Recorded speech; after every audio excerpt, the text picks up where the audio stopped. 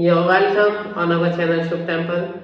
Today again we are here in front of you presenting Srimad Bhagwat Gita. I am Shubham Joshi. I'm Temple Dawn. And this is our second video about the Bhagwat Gita, and we are going to read the shloka number 4. Before we already made a video on it, so you can go and check our playlist, shloka 1, 2 and 3. And this is the fourth and very good shloka in Sanskrit, and I will read the Sanskrit part and Temple ji will read the English, and then we will discuss.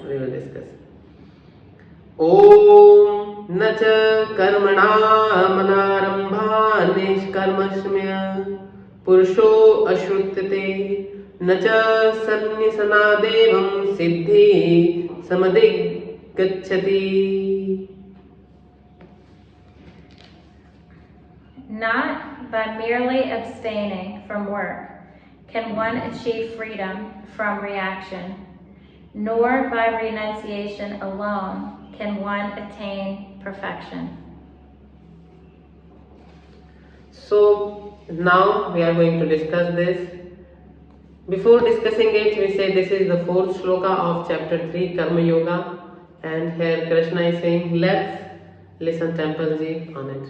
So, very simply put, what it means to me is that just because you walk away from the daily responsibilities of life, the actions, your job responsibilities, whatever part that you play in the world, just by walking away from all of that won't bring you to perfection.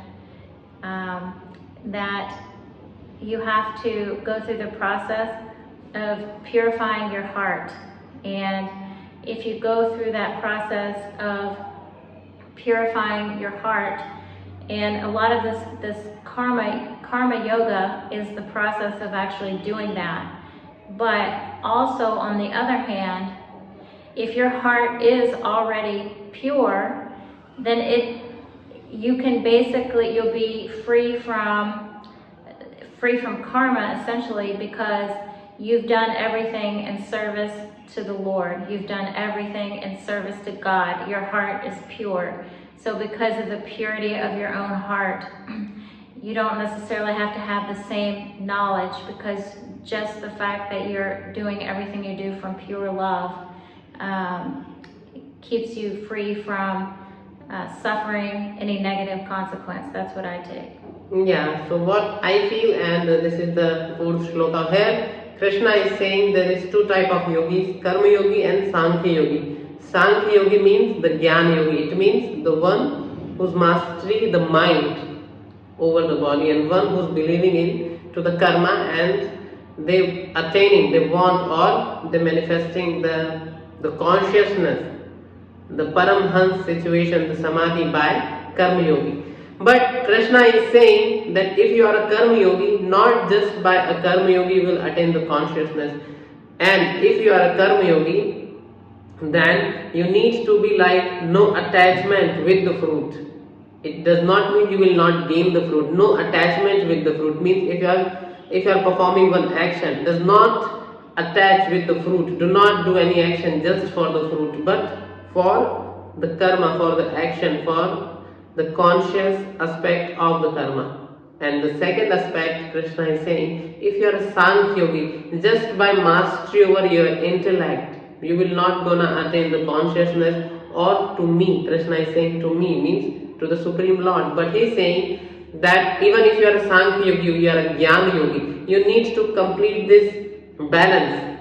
If you are a Sankhya Yogi, Gyan Yogi, you need the balance of your intellect, your brain, the consciousness, and you need the balance of Karma Yogi, Gyan Yogi, or the balance of the consciousness to perform any action, or into the form to attaining the supreme consciousness.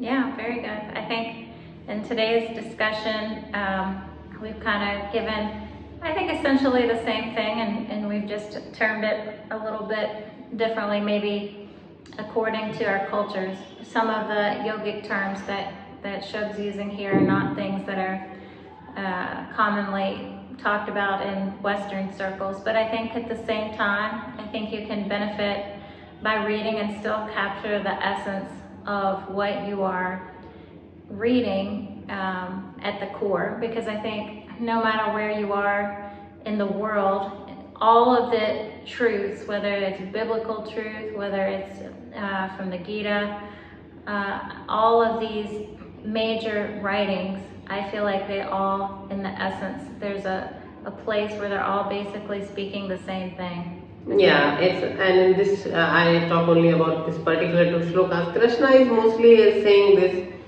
There is no guarantee that you do only karma yoga and you do only this Sankhya Jnana yoga and you will attain me. No, you need to be surrender yourself. You need to be merged into that consciousness within you. You need to go inward.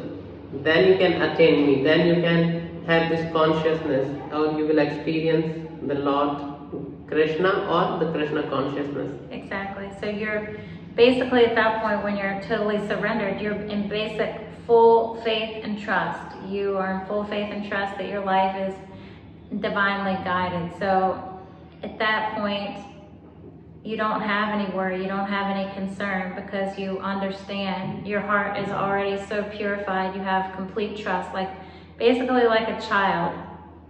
You know, a child doesn't have to think about, his next meal.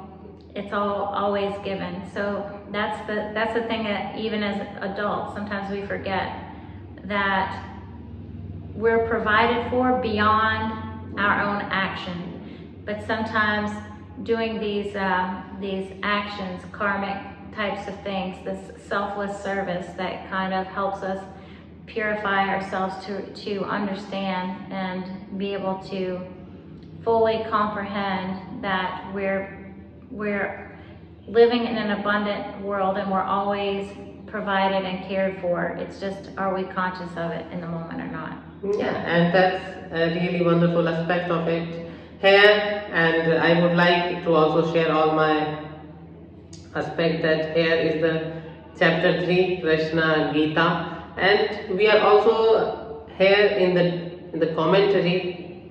We are merging with our own experiences, our realization, and the shloka of Gita, we can take the form we are into the consciousness. Even if we take as it is, every single person will take something different, one aspect from it.